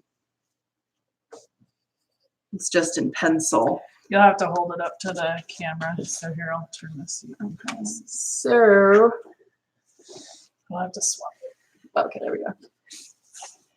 So I actually have some writing in there to say, like, okay, this spindle thing is the vortex, and then the skeins over here, and then Trench Town's over this way. So I am actually thinking about where these things are going to be. And even if you kind of point some of that out, like this would be the vortex. And, this is the vortex. And we talked about the spine caps. And and then back here, this cliffy area is where the skein is behind this this pillar of light. Down here is where Briarfoot Forest is in these lowlands, and then out here is the desert of alluvium. Then there are all these rivers going through this place too that I'm trying to kind of shoot through like little veins. And then we have our other water location that I'm working on now, which is Lady Lake. Lady Lake also has a very interesting story to how it formed. So Christine says she has to run, but hopefully she can check back in. Hugs to you all. Thank you, Christine. Thanks, Christine. She's been so supportive. We just like randomly met her at Newt's at the Tarot Symposium, and she's been so very, very supportive and fun to talk to. So Lady Lake, you know, is kind of this big lake at the convergence of several rivers coming down from the spine caps. And it was at one point the home of these beautiful giantesses, like a whole tribe of just giantesses as big as like skyscrapers. And when they began to die off, what they started doing was resting in the waters of Lady Lake, where they eventually calcified like trolls exposed to light. And now creatures have come to Lady Lake and hollowed their bodies out, their dead bodies out, and made them into buildings and homes. So there are all these big, they look like big skyscraper-sized statues of women, but with lots of windows and doors in them and stuff. And all of their eyes are closed because it's wherever they laid down and breathed their last. And Lady Lake is supposed to kind of be a lot of kind of the playful aspect of water and the, I don't know. Trenchtown is more the deep subconscious. And I guess Lady Lake is maybe more the outer subconscious, yeah. The stuff, the dreams we talk about more.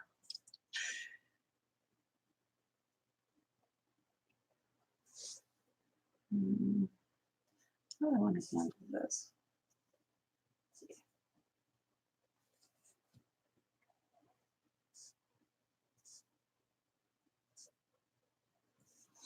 So the place card for Lady Lake is this.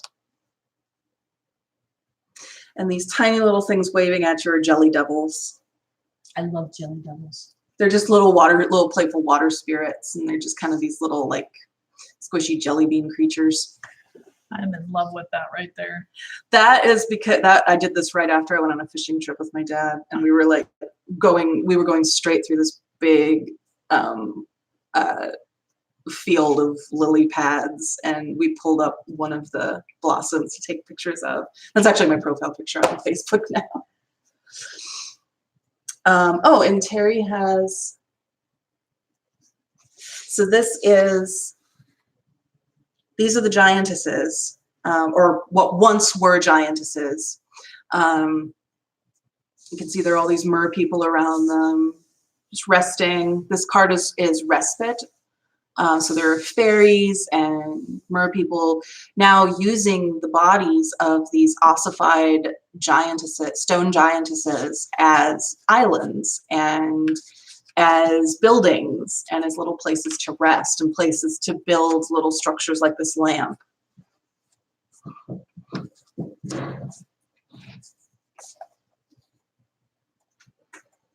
And then we also, this is the one that Amber was really looking forward to me showing. This is another Lady Lake card where you can see the jelly devils a little bit better.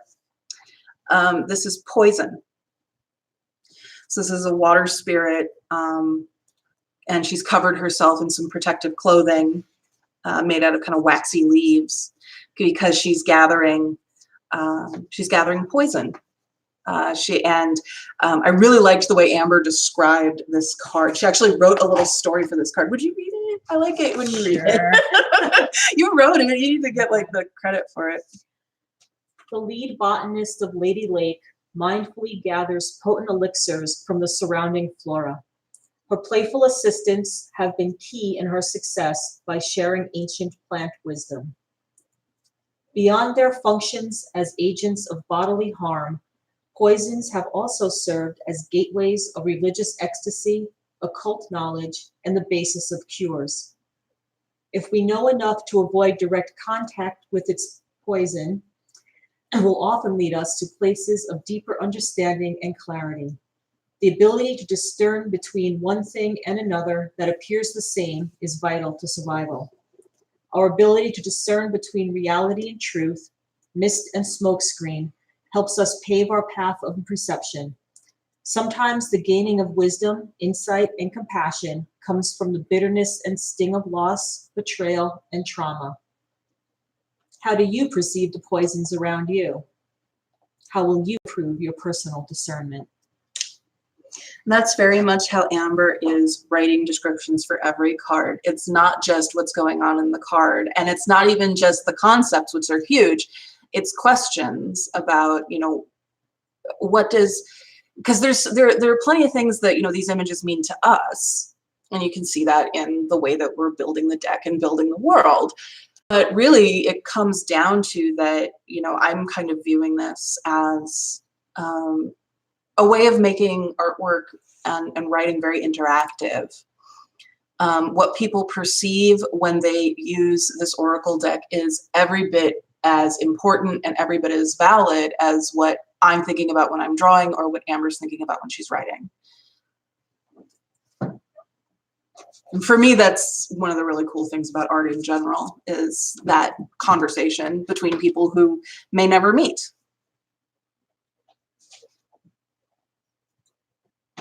And I think the conversation it stirs within ourselves too. Yeah, yeah. Well, I definitely, when I look at images, I see different, even the images I've done where I I'm kind of prejudiced about what they're about because, I know what I was thinking about when I was drawing them. I still see different things sometimes. And for me, the art that I like the best and the illustration that I like the best are the ones where I see something different every time. They don't over prescribe what they are, what they mean.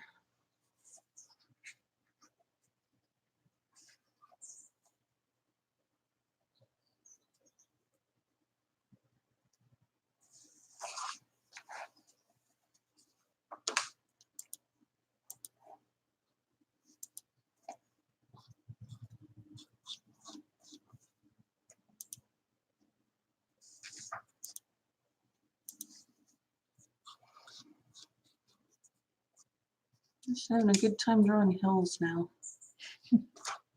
Yay. Rolling, rolling, rolling.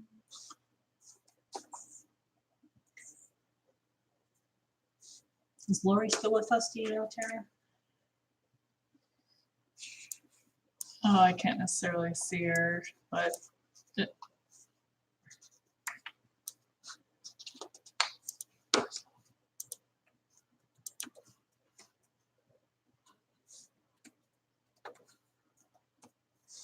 I was really nervous about having this 7 or 8 or 9 people watching me draw, but I'm kind of fine with it. We're all friends here.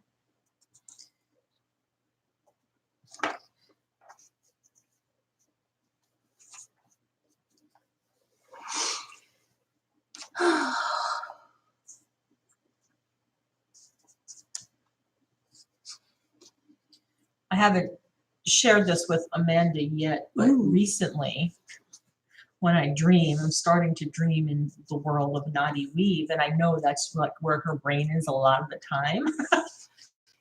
Yeah.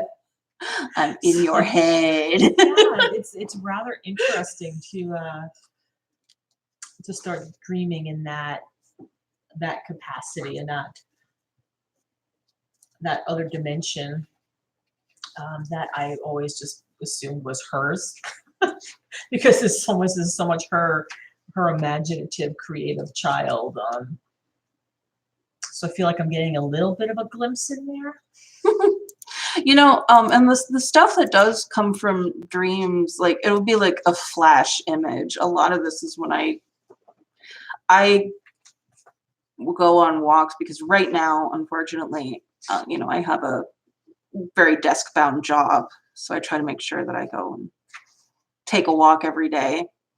It's gotten to the point where I'm walking for about 3 miles in the middle of the day, just on routes that I know very well, and just have music on, and I'm thinking about Knotty Weave usually, or a story that's somewhat related, or about a dream I had that I'm like, that really should get worked somehow into this, because that was a really weird dream.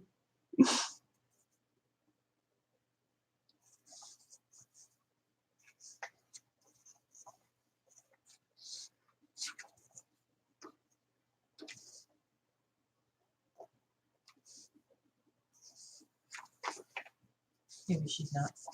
She won't have to go.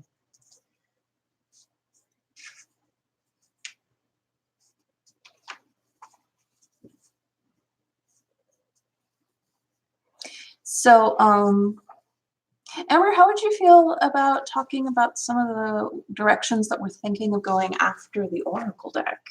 Because Sure. this world there's a lot going on.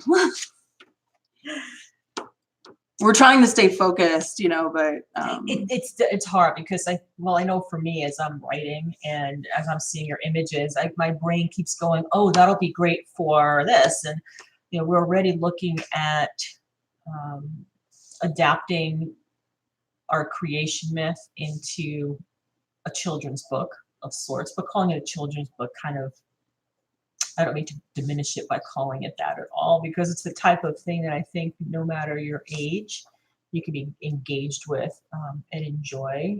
Sometimes it's just nice to be able to share a simple story in the evening with people in the home. Yeah, it's just intended to be kind of a simple and kid-friendly version of the creation myth. Right. Weavers don't look quite so scary. Right. So that's one. And then a couple, at least, young adult novels coming from it. Also, graphic novel of sorts, graphic story. Yeah, there are a couple of, and I'm thinking about which one I want to start with. I'm kind of keeping, well, I've told you the basic story of probably the first one that I want to do, is called The Orchard.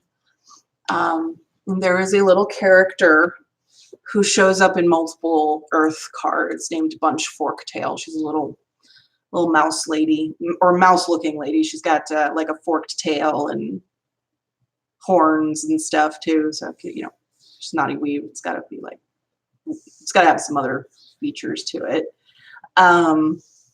And she actually has a backstory, and the Orchard is kind of her, sort of the main story of her moving from childhood to adulthood and coming into some responsibilities in her community that is near Briarfoot Forest and relies on this stand of fruit trees and the harvest that they take in every year. I know I've gotten some feedback where people are interested in a calendar, or a date book, which I think could be really interesting to work some of the imagery and and even some of some different sayings and quotes from the guidebook into a journal. Yeah, well, like I told you, so I think actually a bunch of the people on here probably know about Amber's podcast, but it's called Ancient Voices, and I've taken a lot of inspiration from it because she deals a lot with symbolism, where certain repeating symbols come from, what their history is, and some sort of practical ritual work for just just daily life. And I've taken a lot of inspiration from it and actually kind of built my own little day planner around around her podcast, Planetary Magic, that had to do with ancient symbolism associated with different planets in the solar system. I just popped the link to the podcast in there.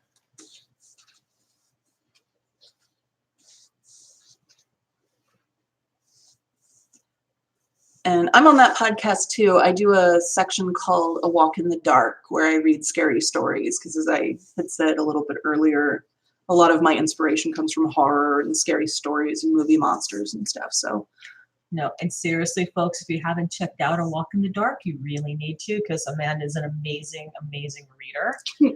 And this voice, this woman should be getting paid major bucks to do voiceover work, you know? Like, someone start paying her to read their novels, please. Thank you. One of the things I actually, you had said that you got some feedback that like certain people were reading only part of it. They were listening to only part of it, and then they would get scared and they go, "Is that you, Tara?" Not exact. That one was exactly Tara. Tara was another one who likes a warning. Oh yeah. Yeah, I personally am not a fan of scary stories. I haven't really ever been. So for me, I want to know whether it's going to be really scary, whether I can sleep that night, and then if I possibly can't, I don't listen. Yeah. Well, that's really sweet. Actually, well, see, I mean, I say really Best compliment sweet. you've ever gotten. Well, it means I'm doing my job, and it's not just completely laughable. So, oh, Lokai heard us laughing. Yes, he's laughing. Bark, bark. So one of the things that I do is in that, and I don't know if it helps people, but one of the things that I try to do at the end is do kind of a reflection that kind of lightens the music, lightens the mood, kind of takes you out of the story a little bit. Yes, Lokai, I heard you. I heard you. You guys can't see, but he's grinning at us right now. He's going, yee, showing his teeth. And,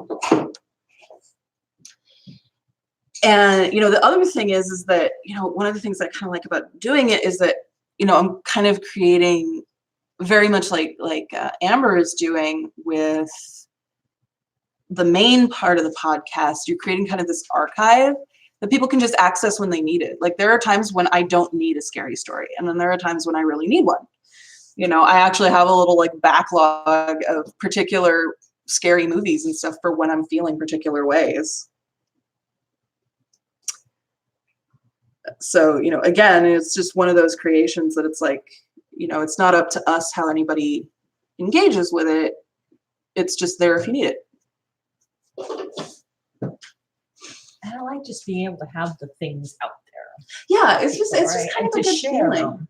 Another really good, if you want to get into Amber's part of the podcast, the main part of the podcast is Mystic Snow, when it was snowing here. Oh, yeah. That was like, that one I kept with me also for card inspiration. There's a lot of art inspiration from how she deals with symbols and stories and history and that.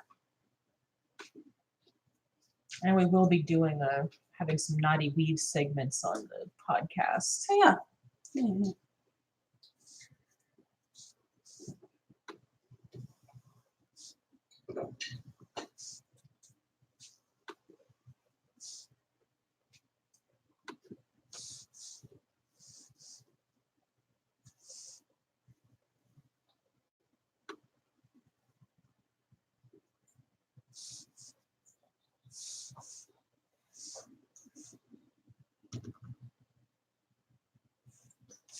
So Karen, I'm going to talk to you here for a second. I already put Tara on the spot for this one, so I'll ask you too. What are you feeling has drawn you into being a part of this project? What aspects of it? And I'm not looking at that for compliments. I'm looking at for just from your perspective as a printing professional, having worked with people who have produced different types of collector art decks and things.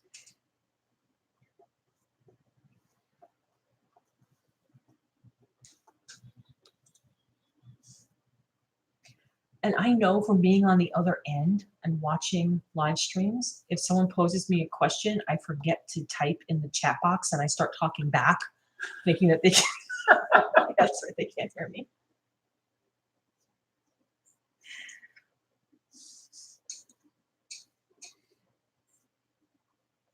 Well, plus sometimes when you're typing, it takes a while to formulate that response, right? Right. Whereas we're sitting here in person, and it's pretty easy to just vocalize it. Usually, So, Amanda, how long does it typically take you from concept to completion on average? I mean, obviously there's going to be cards that you go through several renditions for, and then there's one that you're like, nope, this is definitely it. The quick ones, it's like a day. Mm-hmm. The, where, maybe the concept started, a lot of what I've been doing lately is I'll have this idea for a card one day. I'm like, I don't think it's really ready. I don't know if this is even a good idea. And I'm like, don't write it down. If it's a good idea, you'll remember it. And that's been working. Mm-hmm. If I write it down, I might try to do everything, and, but if it actually captures my imagination, then that's something I'm going to be able to like sit down and draw the whole thing. So like that fire card, Destruction, had the idea for it several weeks beforehand and just sat with it because it was like, hey, if it's a good idea, I won't forget it. And then I sat down one day and did the outline, or did the pencil work in maybe an hour. And then the painting work I did over the course of an afternoon a few days later. So that was altogether was probably about a day's work, but several days of just letting the concept stew. So Karen wrote back. Ooh. The initial attraction was to be able to translate my expertise with the trading card sets I do over to the Oracle and Tarot realm. And I also thought it would be fun to learn more about the metaphysical world. So I'm really happy that this project could help you do that. And I'm going to be anxious to see what develops for you from this venture and for taking on that challenge and that excitement. Yeah, you've been, all the professionals who are working with us, it's just your expertise and the way that you work is so fascinating to watch and to learn from. And I just, we kind of realize that, your talents are really just a gift. And I'm hoping that, our work represents you well as well.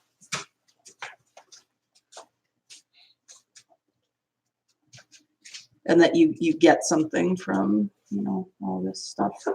Well, there's so much that we're learning along the way, also. Yeah. And like, when we send a scanned image to Tara, and then she sends back a piece for us to use for public relations or production, I'm just blown away. Like every time, yeah. Like the one time that Tara helped design these amazing vinyl roll-up banners for us. And the first time we unrolled them, and Amanda just looked at it and she went, oh my God, it's like a real thing. It's like we look so professional now. And like we had no idea it could look that good. And that's all because of Tara. I've worked with so many clients that it gets real when that happens. They see it all, but until they get the business card, until they get the flyers, and especially the banners. I don't know what it is about banners, but banners makes people feel like it's real, even more so than a business card. Yeah, I think part of it is the size. Yeah.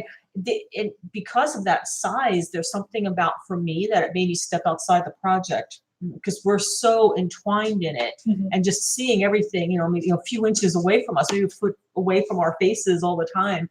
And then just to have that just so blown up, larger than life. Right. Yeah. It was taller than all of us. Yeah.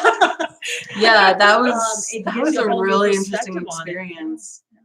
So some history between Karen and I. Karen and I have known each other since probably about, was it 2009? It might have even, no, it might have been before that. But when I first started kind of jumping out, especially on my own, she was the first one that I actually got a hold of and actually kind of took me under her wing and said, don't worry, I can help you with whatever you need. This is what we're going to do. Whereas I had a lot of other print houses that were like, if you don't work in Adobe Photoshop, I'm sorry, but we're not interested. So yeah, Karen and I have been working together a long time. Yes, yeah, and for just if people know is that, we would not have Karen if it was not for Tara. And what I love is that, of course we have some text streams that we're all on, they're project text streams. And sometimes I'll come in and I'll see a conversation between Tara and Karen, and I'm watching them work there. I'm kind of like seeing a little bit how the magic happens, is how it feels. Yeah.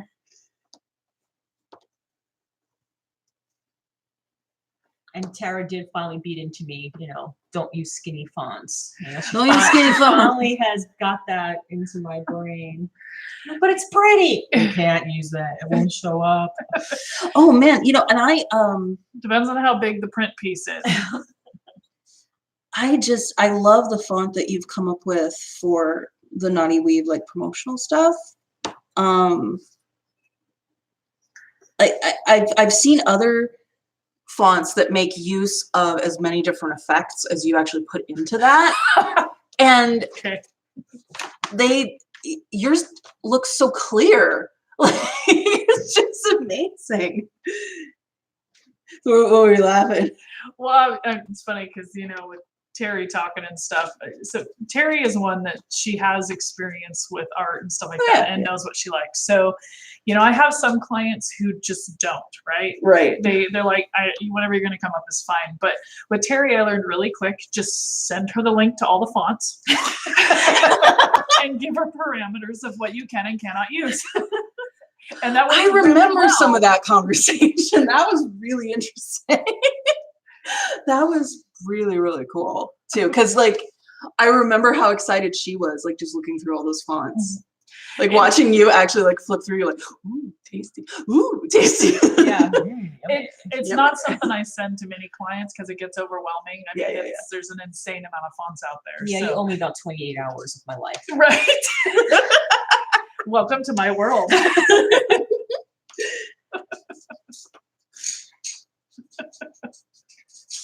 Well, and what makes that nice is that kind of there's this free flow of information. So we have this great text stream that is sort of this archive now of different ideas along the way for design elements. Mm-hmm. And I can actually go find them when I'm thinking, what was Tara saying about this or that box design or whatever.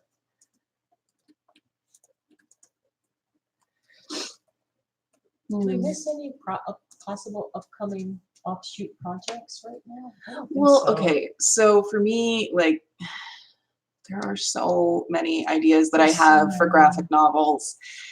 And I read plenty of them. I have never actually tried to produce much in the way of sequential art.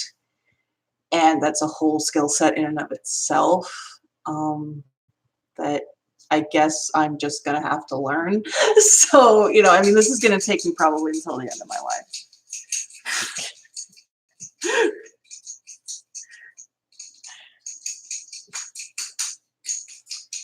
So we're sitting at about 5:52, so we got about 8 minutes.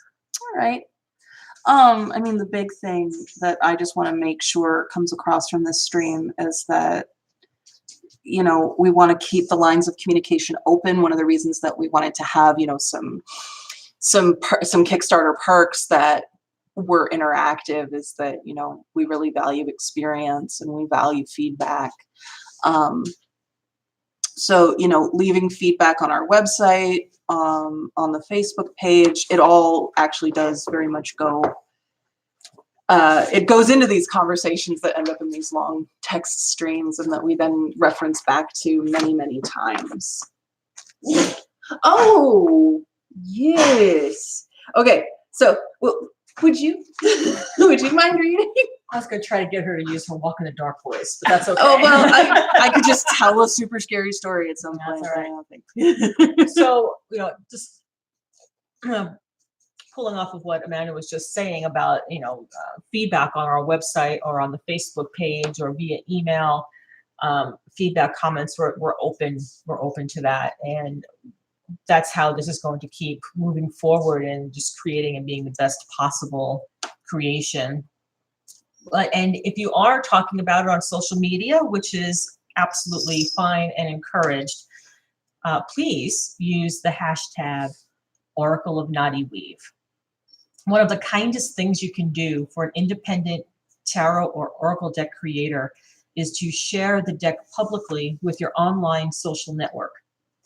Indie deck creators do not have the luxury of advertising or PR campaigns, a professional publicist, or marketing team to help them with exposure. For the most part, we rely on our friends like you and word of mouth.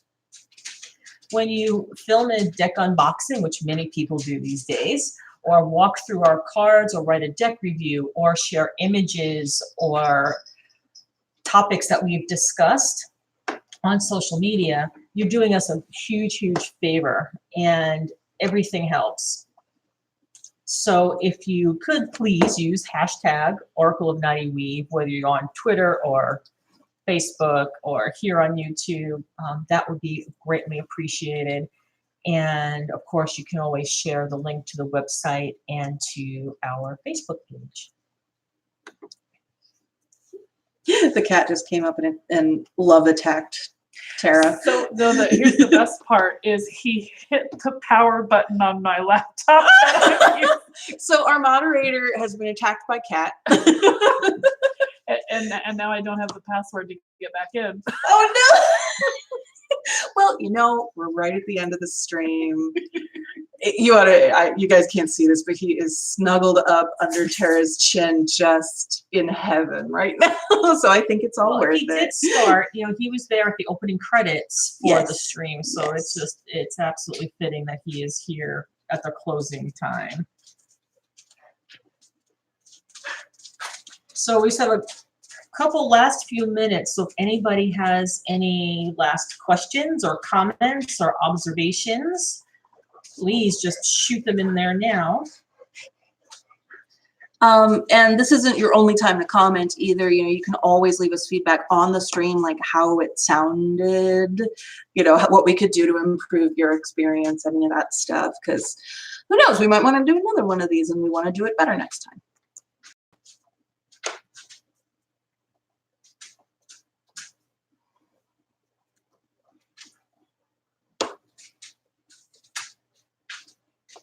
Slide that up a little bit so people can see where you're at. Oh, There. yeah, I'm just doing the bottom. All these stalactites. I really enjoyed seeing how this is coming together. I'm going to post the finished image and I'll do color work and everything. So once it's done, what I'll do is send it out to the email group so you all can see it, because you all were here and you all deserve to see a finished product. Thanks, Hack. But also probably post it to social media after you guys get to see it. And Lamas is now attacking everything. He's attacking the webcam. He says it's over. It's over. We're done. We're done. We're done. That was awesome. Okay, everybody. Thank you so much for being here and being part of this project. And I love you too, baby. we just want to